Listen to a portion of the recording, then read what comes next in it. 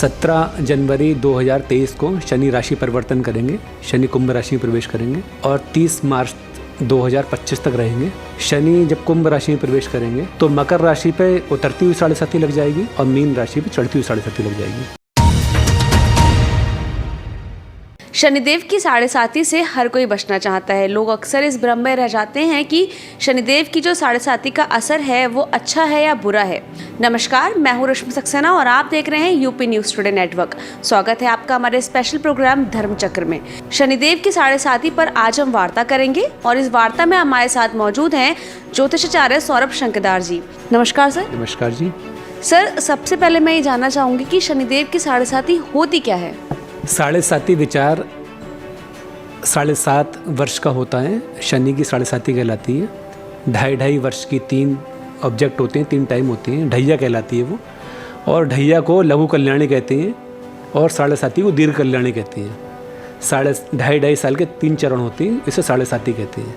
17 जनवरी 2023 को शनि राशि परिवर्तन करेंगे, शनि कुंभ राशि में प्रवेश करेंगे और 30 मार्च 2025 तक रहेंगे।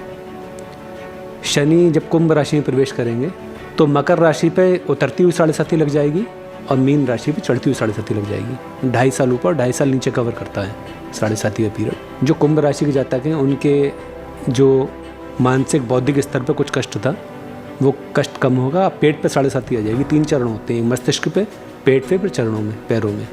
तो जो आखिरी चरण होता है वो बहुत ही महत्वपूर्ण होता है। शनि का जो राशि परिवर्तन है 29 साल 5 महीने 17 दिन और 5 घंटे में एक टेन्योर बदलता है।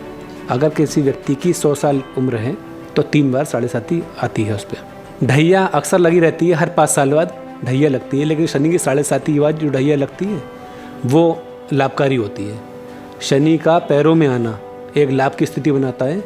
राजा को रंग और रंग को राजा कर देने की क्षमता शनि में है। शनि पाप नाशक ग्रह हैं, कर्म के कारक हैं शनि, इसलिए शनि का अपना बहुत महत्वपूर्ण योगदान है। और शनि की 7.5 से लोग घबराते भी हैं, नेचुरली घबराएंगे ही जब शनि पाप काटते हैं, तो वैसे कष्ट भी होता है वैसा थोड़ा, लेकिन परम पवित्र स्थिति हो जाती है। सर, ज्योतिष शास्त्र में शनि की क्या महत्ता है? ज्योतिष शास्त्र में शनि मकर राशि और कुंभ राशि कारक होते हैं। पूरा ज्योतिष शास्त्र शनि की कर्मयोग विन्यास के आधार पर बना हुआ है।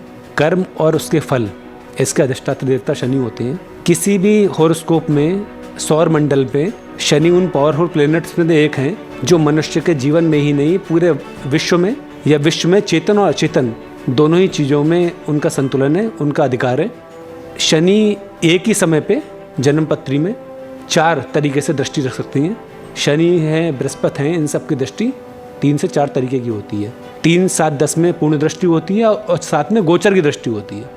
जबकि शनि की 7.5 में, या जैसे कालसर्प योग हो गया, ये शनि की पैरेलल काम करते हैं, जन्म पत्री पैरेलल काम करती हैं। इसका जन्म पत्री में से बिल्कुल ही अलग हिसाब होता है। कितनी पाप ग्रहों की स्थिति लगी हुई हो, अगर शनि फेवर में है तो चीज़ें पता नहीं चलती और चीज़ें आसानी से कट जाती हैं। शनि का सारा काम केवल कर्मों के फलों को देना है। और जो समाज में भ्रामक स्थितियाँ बन गई डराने वाली कि 7.5 आ गई, या किसी ब्राह्मण को समझ में नहीं आया तो उन्होंने शनि राहु केतु का नाम ले दिया, लेकिन उन्हें पता ऐसा ज्ञात होना चाहिए कि चंद्रमा अगर नीच का हो जाए, चंद्रमा 6, 8, 12 में हो जाए तो शनि से ही भयानक परिणाम दे देता है। कोई भी ग्रह अगर किसी पाप स्थान पे आके नीच का हो जाता है या नीच ग्रहों से दृष्ट हो जाता है तो शनि की 7.5 शनि का भी नुकसान नहीं देते। अगर शनि नीचे ला सकते हैं तो शनि ऊपर भी ले जाते हैं। चौथा, जो पैर में जो शनि आते हैं वो बहुत तेज़ी से मूवमेंट कराते हैं, सारा व्यापार संगठित कर देते हैं। और इस बार का जो कुंभ राशि में शनि का गोचर है वो शनि का गोचर बहुत ही अच्छा होने वाला है। इसलिए किसी को ज़्यादा कष्ट में सोचने की आवश्यकता नहीं है। कुछ उपाय ऐसे बता दिए जाएंगे, जो उपाय कर लिए जिन पर 7.5 है भी, उनका भी कल्याण हो सकेगा।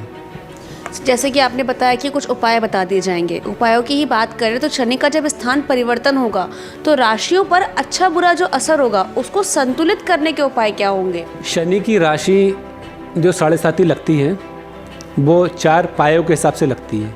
उसमें सुवर्ण पाया होता है, सोने का पाया कहते हैं इसे। पाया विचार क्या होता है? सोने का पाया होता है, फिर चांदी का होता है, रजत पाया कहते हैं उसे, फिर ताम्र का होता है, उसके बाद लौहपाद होता है। 4 तरीके के पाए होते हैं।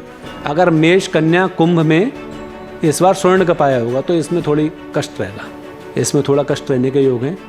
वृष, सिंह, धनु में अच्छा रहेगा, मिथुन तुला मकर बढ़िया रहेगा, कर्क वृश्चिक मीन अच्छा रह सकता है। लेकिन मीन राशि पे क्योंकि 7.5 आ गई है अभी, तो उस पर कुछ विचार करने की आवश्यकता होगी। कुछ ऐसे उपाय कर दिए जाएंगे, कुछ ऐसे उपाय कर लिए जाएंगे जिनसे चीज़ें खराब घटनाओं की संभावना बहुत कम हो जाएगी। और अगर थोड़ा सा सूझबूझ का इस्तेमाल किया जाए, देखिए बृहस्पति की राशि है, बृहस्पति विवेक का कारक है। अगर आप बृहस्पति को संतुलित करते हुए चलें, गुरु को अगर आप संतुलित करते हुए चले, तो शनि की राशि का इतना प्रभाव नहीं पड़ेगा। लेकिन क्योंकि शनि कर्मफल विधाता है, इसलिए उसका असर तो आएगा ही आएगा। अब आप इसे ऐसे ले सकते हैं कि एक समय से, एक एज से गंभीर प्लेनेट है शनि। शनि का आवरण ऐसा है, पूरे सोलर सिस्टम में शनि का आकार काफ़ी बड़े आकारों में, जुपिटर के बाद शनि का आकार होता है एक गर्म गैस के गोले की तरह। बहुत सारे विषैली गैस के गोले हैं, शनि का कारक माना जाता है, बहुत अधिक गंभीरता का कारक माना गया। वो एक एज का कारक माना गया, बहुत काफ़ी एज के हैं बृहस्पति और शनि। तो जैसे किसी घर में कोई बूढ़े रहते हैं या माता बाबा दादी रहते हैं, उन्हें छोड़ आते हैं, हालांकि कभी कोई इंसिडेंट हो जाए तो वो कुछ उसमें कर नहीं पाते हैं, लेकिन एक संतुष्टि रहती है घर में। ऐसे ही शनि का मीन राशि प्रभाव रहेगा। अगर बृहस्पति बलवान है उस जातक का तो ज़्यादा असर नहीं आएगा, लेकिन फिर भी क्योंकि शनि की आइडेंटिटी ऐसी है, इस पर थोड़ा फ़र्क पड़ सकता है। तो जातकों को इस बात का ध्यान रखना चाहिए। एक कोई खास मैसेज, जैसे कि शनि की 7.5 बदल रही है, शनि का स्थान बदल रहा है, श्रोता है उनको आप क्या खास मैसेज देना चाहेंगे? देखिए, उपाय में 2 पक्ष होते हैं, एक तो भौतिक पक्ष, एक होता है आध्यात्मिक पक्ष। भौतिक पक्ष में हम भौतिक पदार्थ की प्राप्ति के लिए ऐसे उपाय करेंगे, और आध्यात्मिक पक्ष बिल्कुल अलग होता है। आध्यात्मिक पक्ष का मतलब होता है नए कर्मों का निर्माण करना, नए शुभ कर्मों का निर्माण करना। गीता का दूसरा जो अध्याय है कर्मयोग विन्यास, उसमें वो शनि का ही है एक्चुअली में। कर्मयोग विन्यास है कर्म करना, कर्म का पालन होना, कर्म का लय होना, ये उसमें बताया गया है। अब अगर भौतिक पदार्थों की प्राप्ति के लिए घर है, गाड़ी है, विवाह हेतु इस तरीके की प्राप्ति है, तो उसके वैसे उपाय किए जाते हैं। और आध्यात्म की अगर प्राप्ति करनी है शनि से और अपने अच्छे संस्कार आगे बनाने हैं, तो उसके लिए मन, प्राणायाम, ध्यान पे जोर देना पड़ेगा। अगर भौतिक चीज़ें चाहिए तो उसके लिए सबसे अच्छा उपाय है दिया दान, दीपदान कहते हैं उसे। शनिवार को पीपल के पेड़ पर दिया जलाने का हिसाब है, एक 4 मुखी वाला बत्ती वाला, थोड़े से काले तिल डाल के दिया जलाइए। केवल पीपल का ही पेड़ हो, उस पर शनिदेव की फ़ोटो ना रखी हो। शनिदेव की दृष्टि समय समय के हिसाब से बदलती रहती है। आप शनिदेव के सामने गए और शनिदेव को आपने प्रणाम किया, अगर उस समय दृष्टि खराब रही तो शनि की दृष्टि खराब रहती है। आपको शनि के सामने नहीं आना है, शनि को पीछे से प्रणाम करना है। कॉमर्शलाइजेशन के कारण लोगों ने शनिदेव की फ़ोटो लगा रखी है, हर पीपल पे आपको फ़ोटो देखने को मिल जाएगी, लेकिन शनि शिंगणापुर में भी फ़ोटो नहीं है, वहाँ पे एक शिला बनी हुई है नॉर्मल, उस पर तेल चढ़ता है। दूसरी बात ये, छायादान हो गया, शनि की 7.5 जिस पे लगी हुई है उसको पाए ये सब। छायादान हो गया तो एक प्लेट ले लीजिए, उसमें तेल रख लीजिए थोड़ा, उसमें जिन जिन लोगों पर शनि की 7.5 है, शनि के खराब परिणामों से बचना चाहते हैं, तो उसमें अपना फेस देख लें और वो जो तेल है वो किसी को दे दिया जाए, शनिदेव को दे दिया जाए या वहाँ पे चढ़ा दिया जाए, कहीं किसी ज़रूरतमंद को दे दिया जाए, या कुछ भी उसका काम हो, पीपल के पेड़ पर रख दिया जाए। इस तरीके से उड़द खिला दिए जाएँ। आप शनिवार की सुबह को 1.25 किलो उड़द, साबुत उड़द, उसे गीला कर लें, उसे पानी में भिगो के शाम को किसी को खिला दें। कोई जानवर हो, ऐसा जानवर जो सड़क पर घूमता हुआ हो, उसे खिला सकते हैं। राहु, केतु और शनि के तीनों के निवारण के लिए किष्किंधा कांड दिया हुआ है रामायण में। सुंदर कांड तो अपने आप में है ही, सुंदर कांड भगवान हनुमान जी की प्रशंसा के लिए है, उनके बल वैभव प्राप्त करने के लिए। लेकिन किष्किंधा कांड जो है वो इन सब ग्रहों के शमन के लिए है।